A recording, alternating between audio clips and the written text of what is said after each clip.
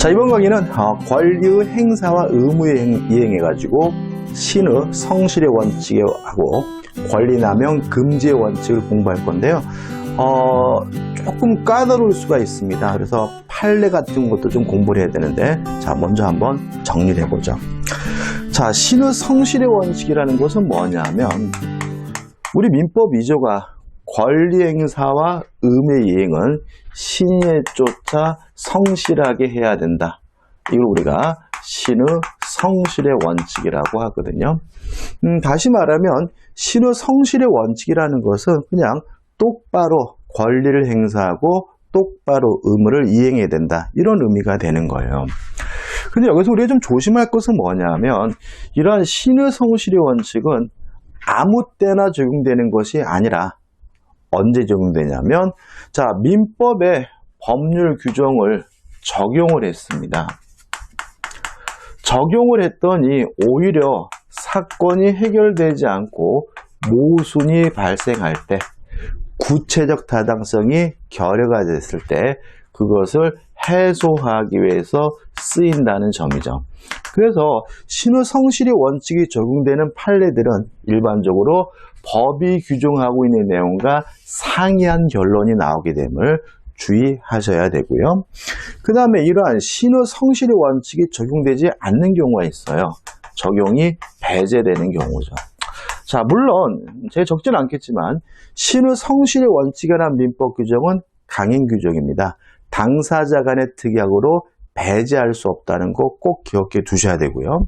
그 다음에 신의 성실의 원칙이 언제나 항상 적용되는 것이 아니라 적용이 배제되는 경우가 있는데, 두 가지를 기억해 두셔야 돼요. 첫째, 제한 능력자에게는 적용되지 않는다.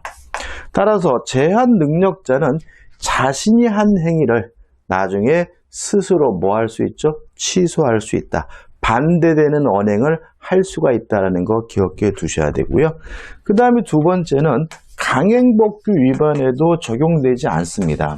따라서 강행법규를 스스로 위반한 사람이 나중에 스스로 무효임을 주장하는 것도 신의 측에 반하지 않는다라는 것이 우리 판례 입장임을 잊지 마시기 바랍니다. 두 가지 경우에는 신의 성실의 원칙에 적용되지 않는다. 반대되는 언행을 하더라도 상관이 없다라는 거 꼭 기억해 두셔야 되겠죠. 그 다음에 이러한 신의 성실의 원칙에 파생 원칙이 있어요. 가장 대표적인 것이 뭐가 있습니까? 금반원의 원칙이 있죠.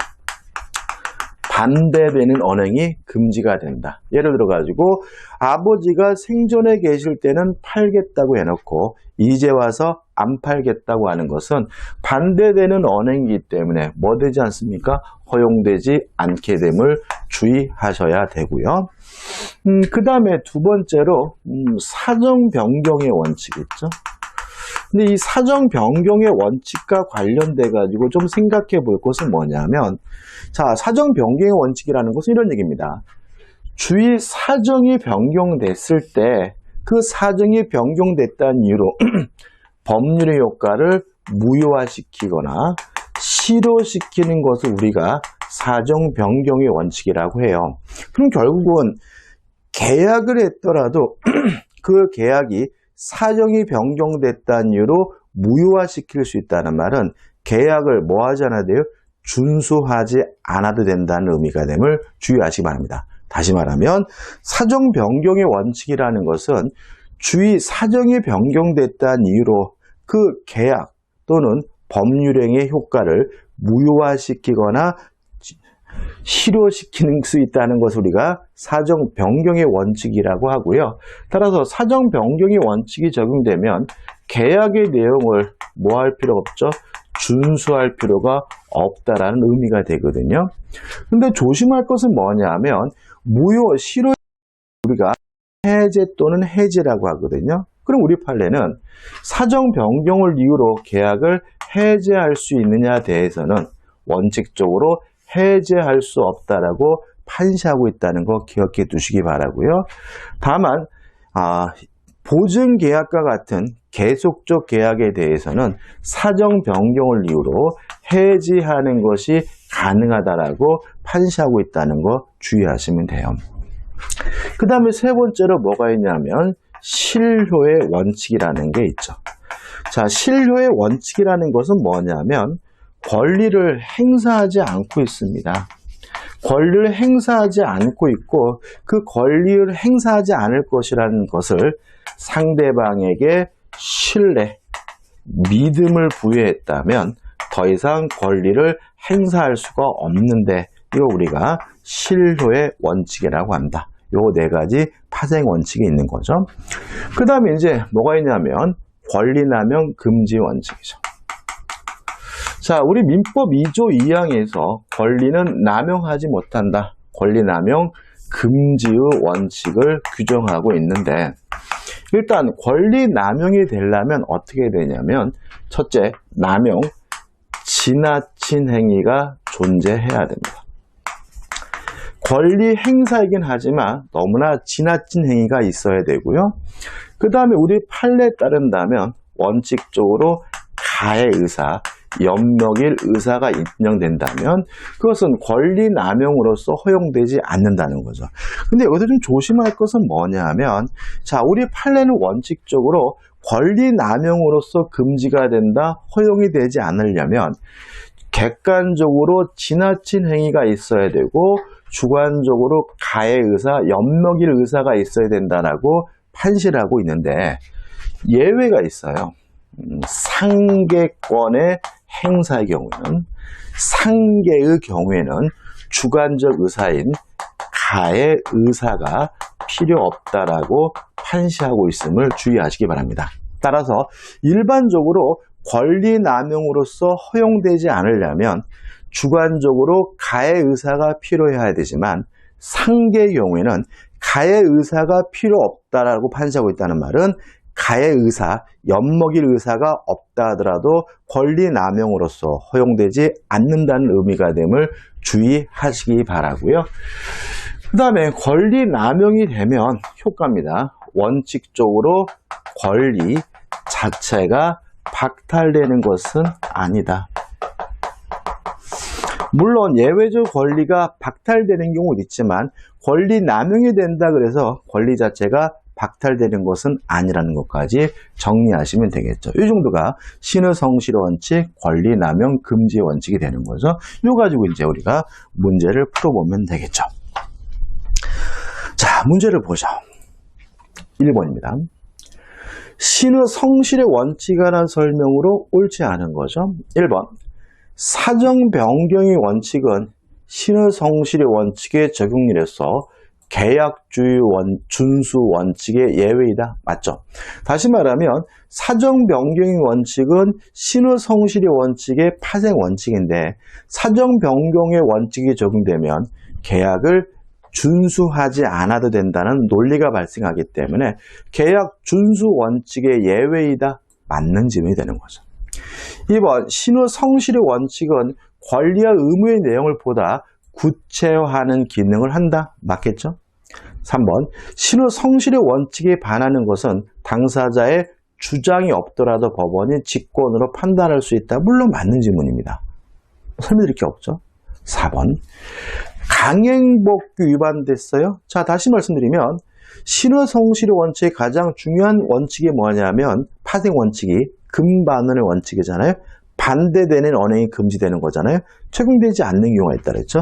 제한 능력자와 강행법규 위반의 경우에 적용되지 않기 때문에 강행법규를 위반한 사람이 스스로 나중에 무효임을 주장하는 것도 가능하다는 것이 우리 판례 입장이기 때문에 4번, 강행법규 위반되어 무효임을 알면서 그 법률 행위를 한 자가 지가 한 거죠. 강행법규 위반을 이유로 무효를 주장하는 것은 가능하거든요. 따라서 특별한 사정이 없는 한 신의칙 위반에 해당한다. X가 되고요. 답은 4번이 됩니다. 다시 한 번 말씀드립니다.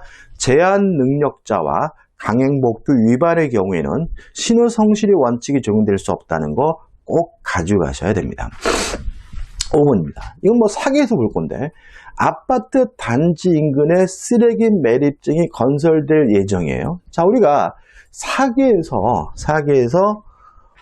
침묵, 암소리 안 하는 것도 기망, 사기가 될 수가 있는데 암소리 안 하는 것이 사기 기망이 되려면 고지 의무가 존재해야 되거든요.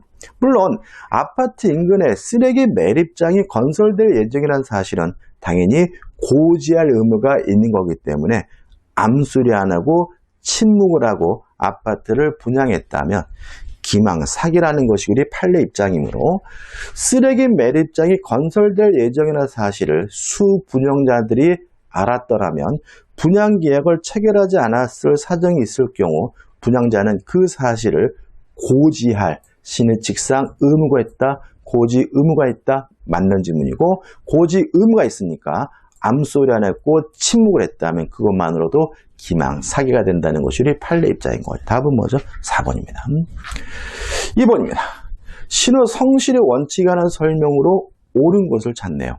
1번 상계권의 남용입니다. 자, 권리 남용이 되려면 객관적으로 지나친 행위가 있고 주관적으로 가해 의사가 있어야 되는데 상계의 경우에는 우리 판례가 주관적 요건, 가해 의사는 요구하지 않는다는 거 꼭 기억하자 그랬죠. 따라서 상계권의 남용을 판단함에 있어서는 권리 남용의 경우에 요구되는 주관적 요건, 가해 의사가 반드시 필요하다. X가 되네요. 원래 우리 민법에서 반드시란 말이 들어가면 다 X인 거죠. 2번 신의칙은 법률관계 당사자 간의 약정에 의해 그 적용이 배제될 수 있다. X죠. 신의칙에 관한 민법 규정은 물론 강행 규정이기 때문에 당사자 간의 특약으로 그 적용을 뭐 할 수 없습니까? 배제할 수가 없는 거죠. 3번 강행법규에 반하는 법률행위 또 나왔네요. 신의칙이 적용되지 않습니다. 근반의 원칙이 적용되지 않아요. 따라서 강행법규에 반하는 법률행위 한 자가 스스로 강행법규 위반을 이유로 그 법률행위의 무효를 주장하는 것은 특별한 사정이 없는 한 신의칙에 반한다. X가 되는 거죠.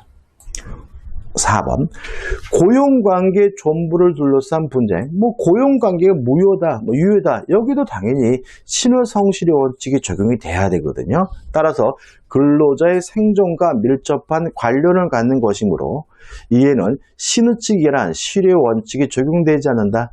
X가 됩니다. 따라서 1, 2, 3, 4번이 다 뭐죠? X니까 답은 뭐죠? 5번이 되겠죠. 자, 5번을 보죠. 신의칙은 권리 내용을 구체적으로 형성하는 원칙일 뿐만 아니라 권리 행사를 제한하는 원칙이기도 하다. 물론 뭐죠? 맞는 질문이겠죠. 답은 5번이 됩니다. 설명드릴 것도 없습니다. 자, 3번 문제입니다. 신의칙 등에 관한 설명으로 옳은 것을 찾으라고 하네요.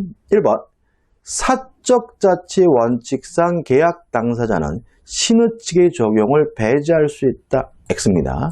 사적자치라는 말이 뭡니까? 사적의 개인적인 일은 스스로 알아서 한다는 원칙인데요. 이런 사적자치 원칙에 따라서 당사자가 적용을 배제할 수 있는 것은 임의 법규가 그런 거죠. 신의칙에 관한 민법 규정은 강행 규정이기 때문에 당사자 간의 의사로 그 적용을 배제할 수는 없기 때문에 1번은 X가 되네요.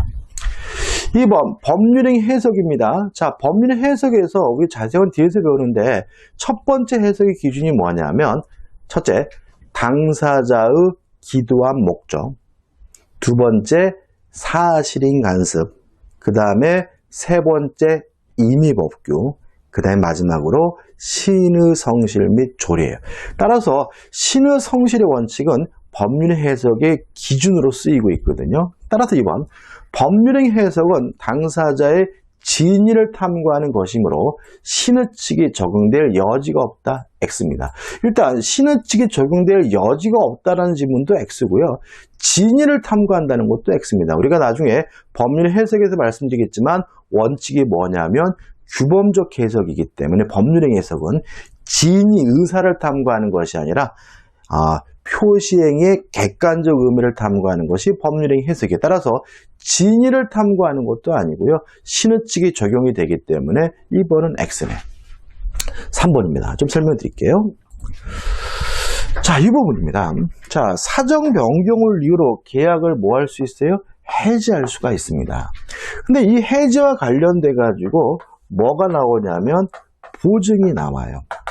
그래서 우리 판례에 따른다면 보증을 할 때 만약에 불확정한 채무를 보증을 했다면 나중에 사정이 변경됐다는 이유로 보증계약을 해제할 수 있다. 다시 말하면 사정 변경의 원칙이 뭐가 되냐면 적용이 돼요.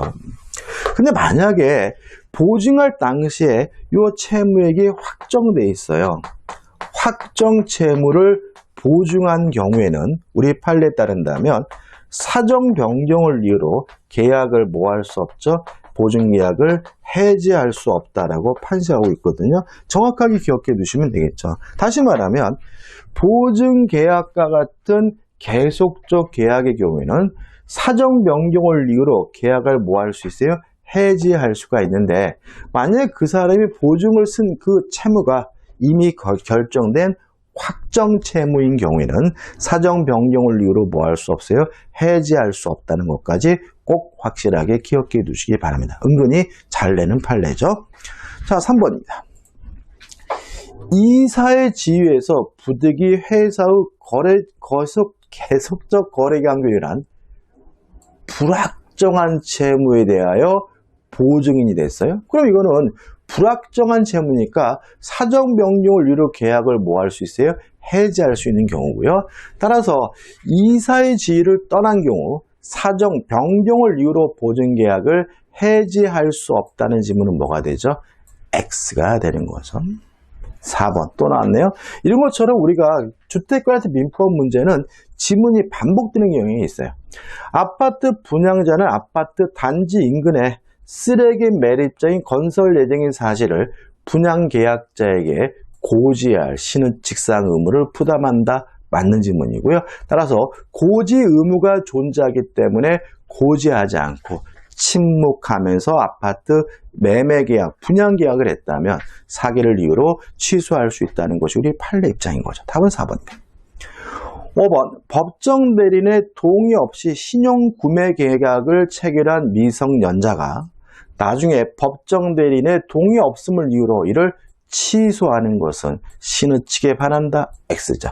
왜냐하면 미성년자, 제한 능력자에게는 신의성실의 원칙이 적용되지 않으므로 제한 능력자에게는 금반원의 원칙이 적용되지 않으므로 나중에 자기가 한 행위도 스스로 뭐 할 수 있어요? 취소할 수가 있는 거죠. 따라서 옳은 지문은 몇 번이죠? 4번이고 4번이 답이 되네요. 자, 4번 문제입니다. 신의칙 안한 설명으로 옳은 것을 찾으라고 합니다. 1번 신의칙상 보호문은 불법행위에서만 문제될 뿐 계약관계에서 문제되지 않는다. X입니다. 물론 신의칙 성실의 원칙은 계약관계에도 적용이 되겠죠. 따라서 신의칙상 보호문은 계약관계, 특히 임대차 계약 같은 경우에 문제될 수가 있기 때문에 1번은 뭐죠? X가 되는 거죠. 2번 소멸시효는 시간의 경과라는 객관적 사실만을 요건으로 하므로 그 완성 효과를 주장하는 것은 신의칙에 반할 여지가 없다. X죠. 소멸시효를 주장하는 것도 때에 따라서는 신의칙, 권리 남용으로서 허용되지 않을 수가 있기 때문에 2번도 먼저 X가 되네요. 3번 사정 변경 원칙에서 말하는 사정에는 계약의 기초가 되는 객관적 사정 외에 계약 당사자의 주관적 사정도 포함된다. X입니다. 뭐 주관적 사정 대표적인 게 뭐가 있어요? 제가요 처음에는 살려고 했는데 나중에 마음이 바뀌었어요. 지금 제가 기분이 꿀꿀한데 이런 것들은 고려할 수가 없는 거죠. 그땐 기분이 되게 좋았는데요. 지금은 아주 기분이 들었거든요. 계약해줘. 이런 거는 뭐죠? 고려할 수가 없는 거. 따라서 주관적 사정은 포함하지 않기 때문에 3번도 뭐죠? X가 되는 거죠. 4번 상계권입니다. 또 나왔네, 그죠? 자, 상계권의 경우에는 지나친 행위가 있으면 권리 남용이 된다. 가해 의사, 염려의 의사, 주관적 요건은 요구하지 않는 것이 우리 판례 입장이기 때문에 상계권 행사가 권리 남용이 되기 위해서는 상계권자에게 아무런 이익이 없음에도 오직 상대방에게 고통을 주고 이 연맥을 요구하는 거죠. 손을 입히려는 주관적 요건이 충족되어야 한다. X가 되는 거죠.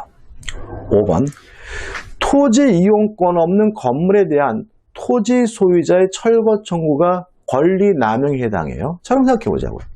자, 이런 철거 청구가 권리 남용이 된다 그래서 토지 소유자의 소유권 자체가 뭐 되는 건 아니에요? 박탈되는 것은 아닌 거죠.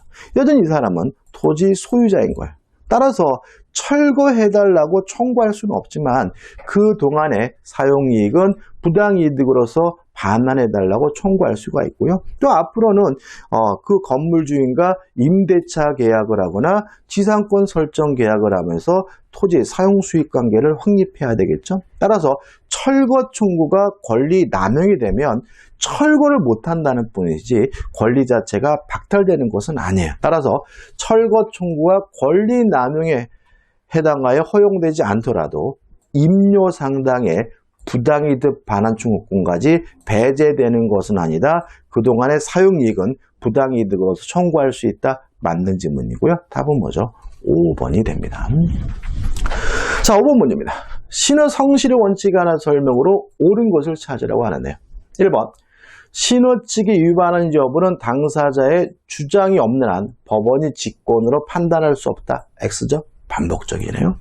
2번 강행복도 위반한 자 신의칙 적용되지 않습니다. 금반의 원칙이 적용되지 않아요. 따라서 스스로 그 약정의 무효를 주장하는 것은 특별한 사정이 없는 한 신의칙 위반에 허용되지 않는다. X가 되는 거죠. 3번 인지청구권입니다. 그러니까 이건 뭐예요? 자신의 자식임을 인정해달라고 요구하는 거죠. 다시 말하면 제가 사생아로 태어났어요.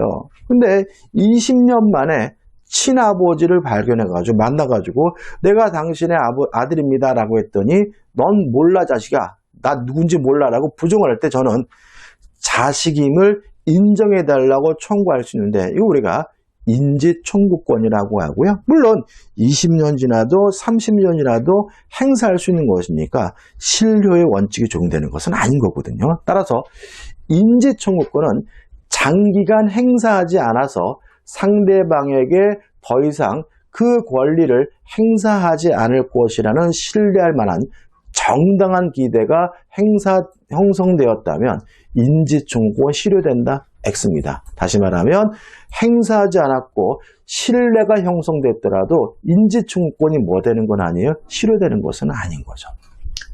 4번입니다. 신의칙은 사인 간의 법률 관계만 적용되므로 일반 행정법률 관계에서의 관적 행위에 대해서는 적용될 여지가 없다. X입니다. 자, 우리 민법은 개인과 개인 간의 관계를 규율하는 사법이기 때문에 공법상 행위에는 적용되지 않는 것이 원칙이에요. 다만 적용이 되는 게 있어요. 지금 공부하고 있는 신의 성실의 원칙, 그 다음에 기간의 규정, 기간, 1년, 2년, 기간에 관한 규정은 사법적 영역뿐만 아니라 공법적 영역에도 적용된다는 거 꼭 기억해 두시기 바라고요. 따라서 4번은 뭐가 되죠? X가 되는 거죠. 5번, 채무자의 소멸시효에 기한 항변권 행사에 대해도 신의칙이 적용될 수 있다. 맞네요. 그죠? 다시 말하면 소멸시효가 완성됐음을 주장하는 것이 권리 남용으로서 평가된다면 주장할 수 없다. 신의칙이 적용되기 때문에 옳은 것은 뭐죠? 5번이 되는 거죠. 자, 6번입니다. 신의 성실의 원칙에 관한 설명으로 옳지 않은 것은 1번 소멸시효에 기한 항변권 행사에도 신의칙이 적용될 수 있다. 오, 반복적이네요. 3번 계약교섭의 부당파기인데 이건 우리가 나중에 채권법 할 때 하게 되는데 이때는 불법행위를 원인으로 당한 사람이 손해배상을 청구할 수 있다는 입장이고요. 따라서 신의칙에 비추어 불법행위를 구성할 수 있다. 맞는 질문이죠. 3번 신의칙에 반하는 것은 당사자의 주장이 없더라도 법원이 직권으로 판단할 수 있다. 맞는 질문이고 거의 보시면 2018년도 문제인데 앞에 질문과 거의 비슷하게 나오죠. 뭐 2번은 처음 보는 것 같지만 뒤에서 우리가 배울 거니까 어려운 질문은 아니에요. 4번 강행복규에 반하는 법률행위 한 자가 스스로 강행복규 위반을 이유로 그 법률행위를 무효를 주장하는 것은 신의칙에 반한다. X다. 왜냐하면 강행복규 위반의 경우는 신의 성실의 원칙, 금반의 원칙이 적용되지 않으므로 답은 4번이 됩니다. 5번 본인의 주의를 단독 상속한 무권대리인이 그럼 이 사람 원래 무권대리인이었죠? 근데 단독 상속했다는 말은 이제 뭐가 됐다는 얘기죠? 본인이 됐다는 거죠. 상속 전에 행한 무권대리인에 대하여 본인의 지위에서 추인을 거절하는 것은 명백히 반대되는 행위죠. 아버지가 생존해 계실 때는 상속 전에는 팔겠다고 해놓고 이제 와서 아버지가 돌아가시고 나서는 안 팔겠다, 추인을 거절하는 것은 금반원의 원칙, 반대변의 언행이기 때문에 허용되지 않으므로 신의치기 바란다. 맞는 질문이고요. 따라 답은 뭐죠? 5번이 되는 거죠. 그래서 답은 뭐죠? 4번이 되는 거죠. 해설이 조금 이상한데 답은 뭐죠? 4번이 됩니다. 옳지 않은 것은 4번이죠. 자, 이번 건 여기까지고요. 이제 다음 강의 때 이제 어디로 들어갑니까? 권리의 주체로 들어가면서 이제부터 이제 권리의 주체부터 본격적인 민법 총칙의 중요한 부분이니까 다음 강의도 이어서 수강하시기 바랍니다. 고맙습니다.